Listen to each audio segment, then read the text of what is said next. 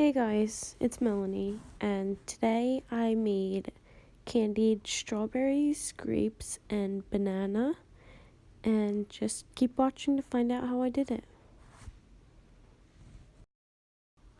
Okay, so this is the structural diagram for folate, and there are three main things in strawberries, which are vitamin C, folate, and manganese, and each one does a specific thing.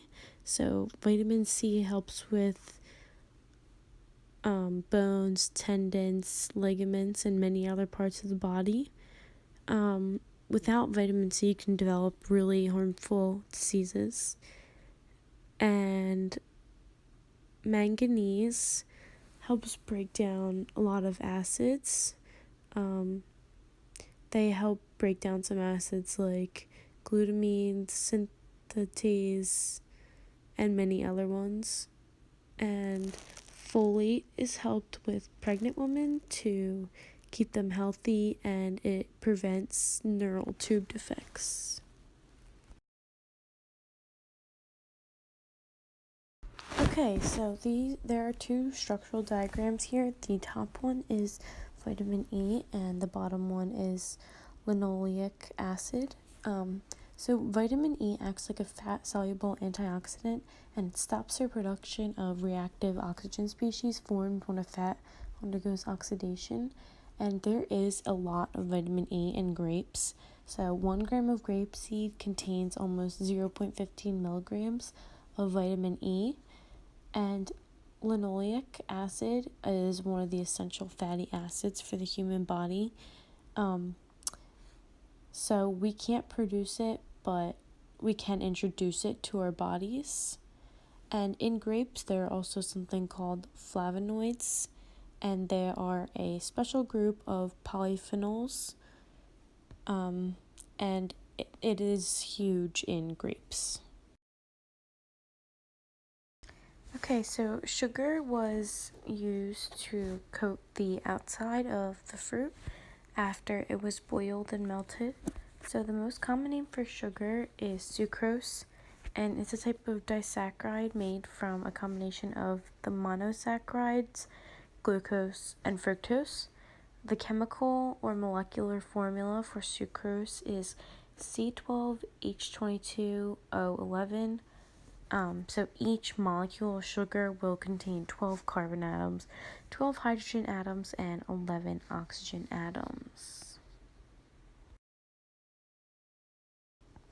Okay, so there are many aroma compounds that make that banana flavor. There are actually 30 to 40 of them, but in a ripe banana, isoamyl acetate is one of the key molecules in that banana smell. It's actually found in small amounts compared to the other volatile compounds. It is not the most abundant compound, but it does give it its smell, and that is where you smell that banana from this compound right here.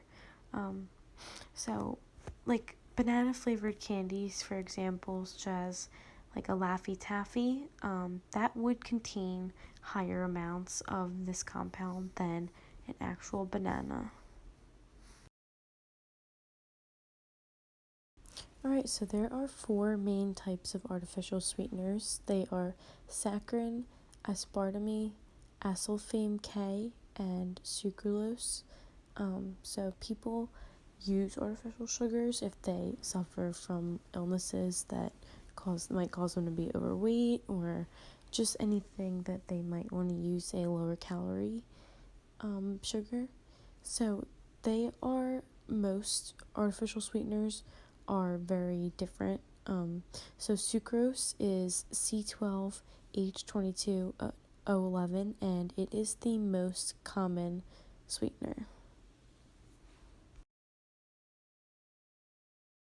Okay, this compound is ethyl isovalerate, and they are fruity flavors, and I picked this diagram for the Jolly Ranchers because either one of these diagrams could be in Jolly Ranchers.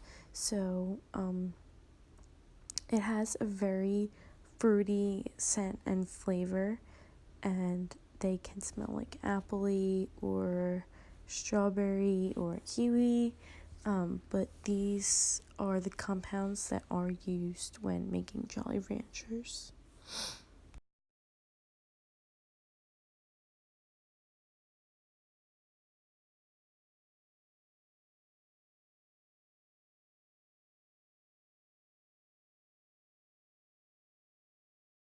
Okay, so with strawberries, they are the main fruit that are used when making candied fruit. They're perfect for candied fruit because they have the perfect sweetness and textures to go along with the hard outside sugar coating. The strawberries can usually be sweet, or they can be kind of sour and pucker. So when they're mixed with that sugar outside coating, it makes a perfect combination. Okay, so grapes are the next fruit that I used. Grapes are also very popular when making candied fruit because it's very easy to stick them on the skewer because of their texture and how squishy and everything they are. So they're mostly sour, so they also go very well with the sugar coating because the two flavors counteract each other. So I did banana for my last fruit. I wasn't exactly too sure how it was going to go just because it does have a very different texture than strawberries and grapes. So I tried it anyway, and it did not work. The texture of the banana, I think it was too slippery for the sugar, so the sugar just fell off of it. To make these candied strawberries / fruits, I started out with 2 cups of sugar and 1 cup of water. I put it on low heat, let it dissolve, and then I boiled it on high heat for 10 minutes. So these are the 3 kind of fruits I used. I chose grapes, strawberries, and bananas as 3 variables to see how they would be dipped in sugar and see how they would react and if it would work. And the first thing I dipped in was grapes, and they were definitely the easiest to coat because they were the smallest and they went in the easiest. And next I did strawberries, and they were definitely the most tricky out of all the fruit. As you can see, I have in 2 skewers instead of 1 for the strawberries because they were too big to be on one. So bananas were definitely the hardest to coat and cover to make it stick to the bananas. They actually ended up not working, but you could still taste the sugar that was inside of them.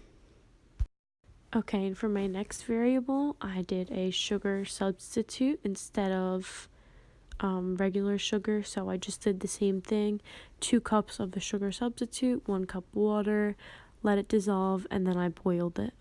Okay, so after boiling the sugar substitute, I noticed that it was much different than the regular sugar. It was a lot thicker, and it was definitely harder to cover the grapes. And pretty much the same thing with the banana. It's just never easy to cover just because of its texture. But yeah, it was definitely much harder to coat it with the sugar substitute than the regular sugar. Okay, and for my third thing, I did regular sugar, sugar substitute, and Jolly Rancher. So the Jolly Rancher was really hard to get to melt, and it also dried so quickly after I took it out of the microwave. And this is me trying to coat the grapes in the Jolly Rancher, and it just did not work. The Jolly Rancher, as soon as I took it out of the microwave, it dried in like 0.5 seconds.